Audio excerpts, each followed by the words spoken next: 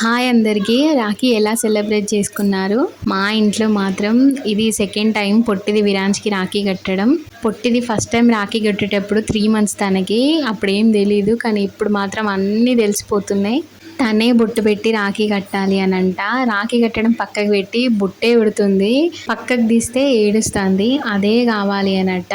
నన్ను కూడా ఆట పట్టిస్తుంది. ఒక ఆటలాగా అయిపోయింది బొట్టు పెట్టడం, మళ్ళీ ఇంకా ప్రణయ్కి పెట్టడం, విరాన్స్కి పెట్టడం, నాకు పెట్టడం. నిజంగా బొట్టిది పెద్దది అయిపోయింది రాక్షసి.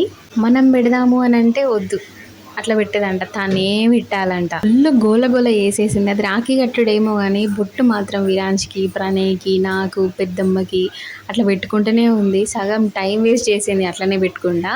ఇంకా రాఖీ కట్టమనంటే ఇంక నేను కట్టా అనేసి పక్కకి వెళ్ళిపోయింది.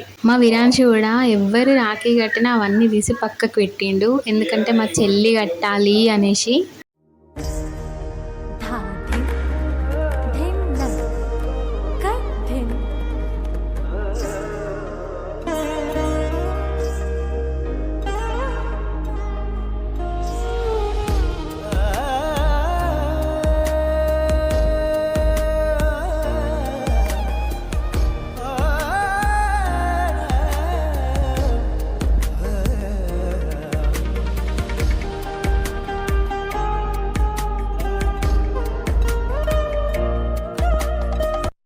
ఇక పొట్టిది కట్టా అని అంటే అక్క కట్టింది రాఖీ. స్వీట్ తినిపించమంటే కూడా స్వీటు ఇట్లా పెడుతుంది తీస్తుంది, పెడుతుంది తీస్తుంది.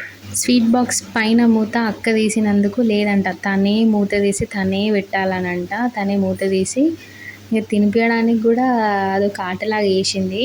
ఇక మొత్తానికి ఆట ఆడుకుంటూ ఇటు ఆడుకుంటూ అయితే ఇక కట్టింది పొట్టవ్వ. మేము ఇక్కడ ఇది చేస్తుంటే పెద్దమ్మ వాళ్ళ అన్నయ్య కొట్టు దిక్కు చూసి కళ్ళల్లోకి వాటర్ తెచ్చుకొని లోపలికి వెళ్ళి ఒక గిన్నె తీసుకొచ్చి దాంట్లో స్వీట్ తీసి పైన పెట్టింది. పెద్దమ్మని చూస్తే బాధ అనిపించింది కానీ ఏం చేయలేము కదా. ఈ వీడియో మీకు నచ్చితే లైక్ చేసి సబ్స్క్రైబ్.